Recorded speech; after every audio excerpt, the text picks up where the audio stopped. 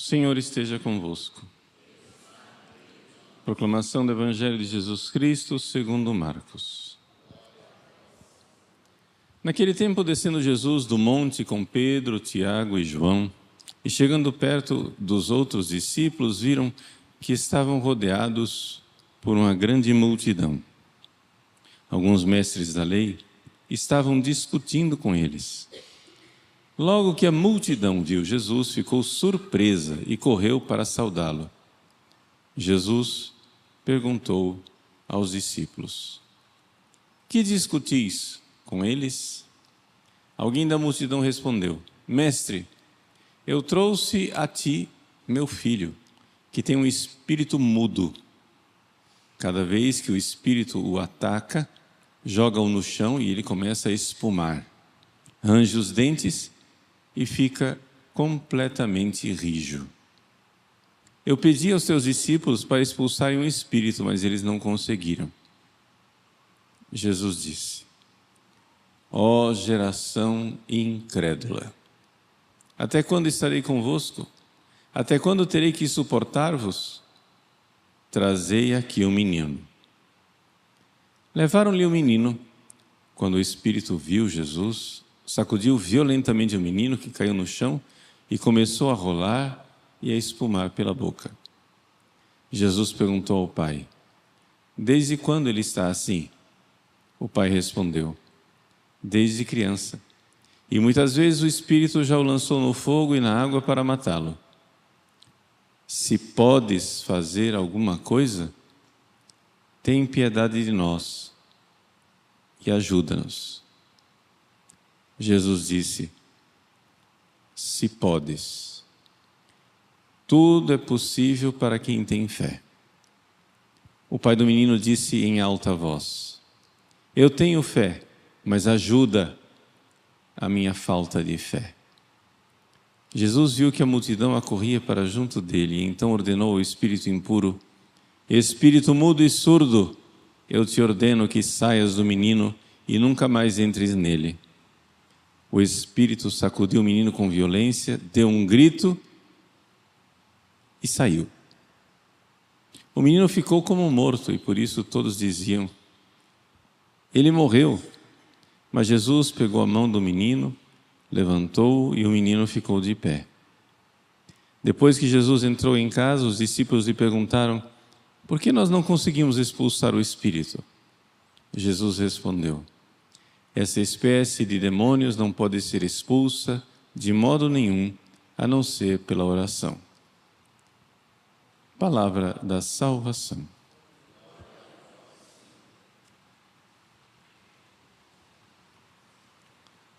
Meus queridos irmãos e irmãs, a cena do Evangelho de hoje, ela se dá logo depois da transfiguração. No Vaticano existe uma pintura do famoso pintor renascentista Rafael di Sanzio, que hoje está na Pinacoteca do Vaticano, e tem inclusive na Basílica de São Pedro um mosaico que é a cópia dela, uma espécie de fotocópia em mosaico, num dos altares laterais. E estou citando essa pintura porque ela mostra as duas cenas do Evangelho numa cena só. Ou seja, no alto da pintura está Jesus transfigurado, luminoso, belo, radiante, com os discípulos no alto da montanha. E aí nós podemos imaginar a voz que diz: eis o meu filho, muito amado, escutai-o. No pé da montanha, na mesma tela, está a cena que vem logo em seguida, nos evangelhos sinóticos, que é Jesus que desce da montanha e encontra o menino desfigurado. Jesus transfigurado e o menino desfigurado. O menino em convulsões, com os olhos virados, a multidão não em adoração confiante como os discípulos na montanha, mas a multidão alvoroçada. E esse alvoroço, ele é bem descrito por São Marcos. Ao contrário dos outros dois evangelistas, Mateus e Lucas, São Marcos é o único que descreve esse diálogo entre o pai do menino e Jesus. Os outros são mais sumários, né? Trouxeram o menino, Jesus expulsou o demônio, pronto, acabou. Mas esse diálogo, ele é importante porque mostra como é a verdadeira atitude de fé e como é que talvez nós sejamos. Talvez o que tenha que sair de nossa boca é a oração que saiu da boca do pai do menino. Eu creio, Senhor, ou seja, eu tenho fé, mas ajudai a minha falta de fé. Ou seja, eu creio, pisteuo, mas ajudai a minha apistia, a minha falta de fé. Aqui o contraste parece contraditório, mas tem ou não tem fé? Como é? Você tem ou você não tem fé? E é isso a respeito disso que eu gostaria de falar. Vejam, o que é a fé? Santo Tomás de Aquino, para que a gente entenda direito o que é a fé, ele compara a fé com duas coisas: o conhecimento, que ele chama de ciência, e a opinião. E ele diz assim na Suma Teológica, que a diferença entre a fé e a opinião é que a fé não é como a opinião dubitativa, assim, uma coisa, né? Ou seja, eu tenho uma opinião, mas ela não tem aquela firmeza, né? Eu acho, mas não sei. Pode ser que seja, pode ser que não seja. Eu já firmei uma opinião, eu tenho um certo juízo. Eu firmei o pé, eu pus o pé no chão, mas aquele pé meio desconfiado, entendeu? Eu estou ali testando para ver se tem firmeza no chão. São Tomás diz, a fé é diferente da opinião. A fé adere com firmeza. Tem uma coisa cravada, num chão firme. E qual é esse chão firme no qual eu edifico as coisas? Você já lembrou da profissão de fé de São Pedro, né? Em que Jesus disse para ele, sobre esta fé edificarei.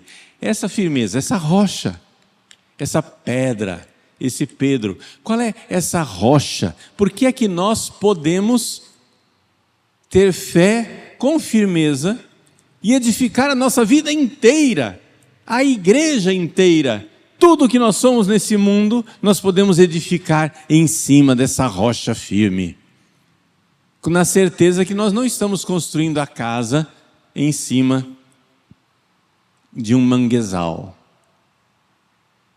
de um terreno inseguro, incerto, onde as paredes vão começar a rachar, a casa vai ruir. Onde está essa firmeza? Bom, São Tomás diz, a fé é diferente da ciência. A palavra ciência aqui, em latim, não quer dizer nada a ver com a ciência moderna, quer dizer conhecimento. Porque ele diz assim, a fé é diferente do conhecimento, porque no conhecimento você vê. Aquilo que a gente... É difícil traduzir a palavra ciência, porque também não é conhecimento. Assim, quando você tem o conhecimento direto, pronto. A fé é diferente do conhecimento direto. Eu vi o negócio, eu não posso duvidar que eu vi. Eu vi com esses olhos que a terra há de comer, né? A gente diz. Então, a firmeza do conhecimento direto está no fato de que eu mesmo sou testemunha. Eu posso não conseguir provar para você, mas eu não preciso provar para mim, porque eu vi. Está entendendo? Eu enxerguei. Tá. Então, de onde vem essa firmeza? se eu não vi? A firmeza vem da pessoa. Aqui que está a coisa. Chegamos no ponto central que eu quero falar para você. Eu não vejo, mas alguém que viu e que tem autoridade, porque eu confio, porque eu sei quem ele é, eu sei quem está dizendo. Eu não vi, mas ele viu. Eu não sei, mas porque ele sabe, isso me dá uma visão. Isso é uma luz para a minha inteligência. É uma luz que vem dele. Ninguém jamais viu a Deus, mas o Filho, que está junto do seio do Pai, ele viu. E eu sei quem ele é. Eis o meu Filho muito amado, diz Deus na transfiguração. Escutai-o. Se ele está dizendo, isso é mais firme do que se eu visse. Porque ele não se engana e ele não engana ninguém. Eu posso até ver as coisas e estar enganado. Mas ele não se engana e não engana ninguém. Eu sei. Ele viu. E é exatamente aqui que Jesus quer nos levar. Jesus quer nos levar ao conhecimento dele. Vejam, a multidão, até mesmo o pai do menino epilético, eles veem as obras de Jesus, mas ainda não viram Jesus. Está entendendo? A fé deles ainda é fraca. A fé deles ainda é essa mistura de creio, mas não creio, creio, mas não sei, é, mas não é. Por quê?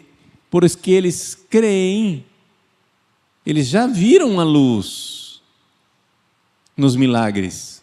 Jesus já fez muitos milagres e por isso o pessoal está levando os doentes para Jesus e para os discípulos. Jesus desce da montanha e a multidão alvoroçada está lá porque quer ver as obras.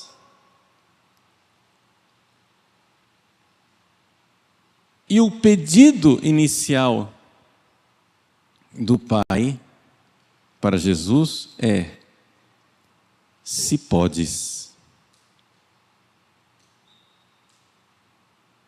Se podes.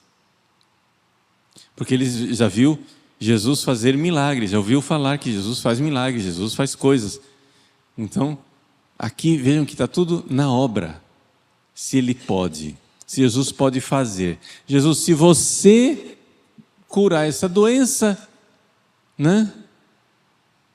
A gente sabe que você cura. Então, uma fé baseada em milagres, uma fé baseada nas obras de Cristo. Mas Jesus quer nos levar para uma fé mais profunda. Uma fé onde nós cremos nele, mesmo quando ele não nos dá o milagre. Nós sabemos que ele pode dar o milagre, mas nós também sabemos que ele não dá sempre. Mas se eu confio nele, como uma criança que se entrega totalmente no regaço da mãe, mesmo se mamãe me dá o doce, ou se não me dá o docinho, ou se mamãe me dá o remédio amargo, qual dos dois? Eu confio em mamãe. Não é isso? Então aqui é algo mais profundo do que isso, porque eu sei quem Jesus é. Eu sei em quem eu coloquei a minha fé. Eu sei onde eu edifiquei a minha vida. E mesmo que haja tempestade, mesmo que o barco esteja por naufragar, mesmo que tudo esteja escuro, eu sei que Ele está comigo. Ele parece que está dormindo e não faz nada. Ele está dormindo no barco e não reage. mas ele está no barco. A fé não está no milagre que ele fez, faz ou fará. A fé está no fato de que ele está comigo. É ele, é a pessoa dele. Fé não nas obras de Cristo, fé na pessoa de Cristo. Fé até mesmo quando ele deixa de operar totalmente no sepulcro, no sábado santo. A fé de Maria. Mesmo quando Jesus, por todos os parâmetros humanos, é um fracasso. Quando rolou a pedra sobre aquele sepulcro, rolou a pedra sobre a fé de muitos. Mas Maria continuou crendo. No sábado santo, Jesus não fazia milagres. Mas nem por isso a fé de Maria se abalou. Sofreu, sim, claro, mas eu sei em quem coloquei a minha fé. Então, meus queridos, é isso que eu queria transmitir para vocês, para que nós saiamos dessa atitude do pai do menino epilético e passemos para uma fé mais profunda. O pai do menino epilético crê, mas a sua fé está ainda embaçada por uma série de paixões, de sentimentos. Você vê claramente, quando você olha para o original grego, né, que esse homem está abalado emocionalmente. E é esse abalo emocional que impede ele de ter uma fé maior.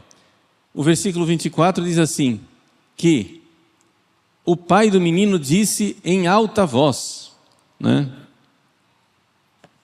Só para... Já estou concluindo, gente, calma. Ele diz em alta voz, né? Kraxas. Kraxas. O verbo em grego parece uma gralha, né? Crac, crac, crac, crac, crac. É um grito.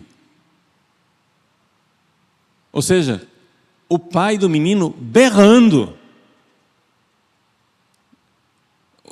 A tradução litúrgica está educada, está dizendo que ele disse em alta voz. Mas ele não disse em alta voz. O original grego, ele mostra uma emoção abalada, uma coisa convulsiva, um negócio fora da casinha. Ele então gritando, berrando. Ele em alta voz, Hopater tu paidio, elegen, disse, pisteu, creio. Né? Boetei mu te apistia. Boetei, em grego, esse verbo é a palavra tem duas coisinhas, que é esse boé, essa primeira parte é um grito, né? E teo quer dizer correr. Ou seja, você imagine aquele ato de você gritar por ajuda, socorro! Porque você espera que alguém corra em seu auxílio. Vinde, ó Deus, em meu auxílio, socorrei-me sem demora. Ou seja, é um grito de alguém que está em grande perigo e que está esperando que a reação seja correr. Está dentro do verbo isso. Em português é evidente, não tem como traduzir uma coisa dessa. Mas, vejam, a convulsão, o emocional desse pai. Ele grita desesperado. Socorro! E ele não sabe nem para quem está gritando.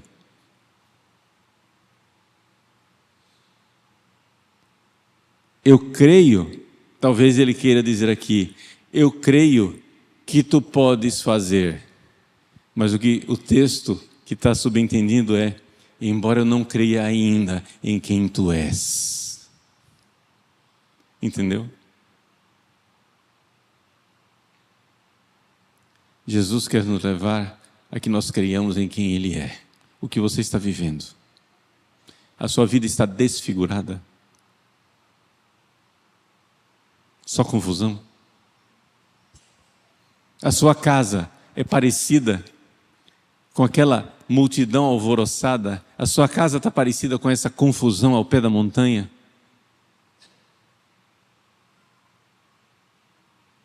Então, para com griteiro. Faz silêncio, senão você não escuta Jesus. Eis o meu filho, quem ele é. Escutai-o. Tenta acalmar os gritos das suas emoções abaladas.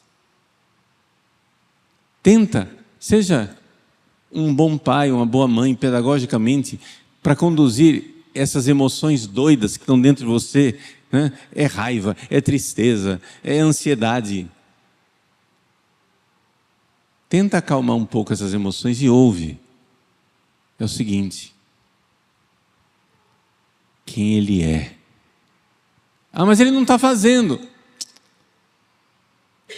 Ele pode não estar fazendo, mas Ele está com você. Creia em quem Ele é.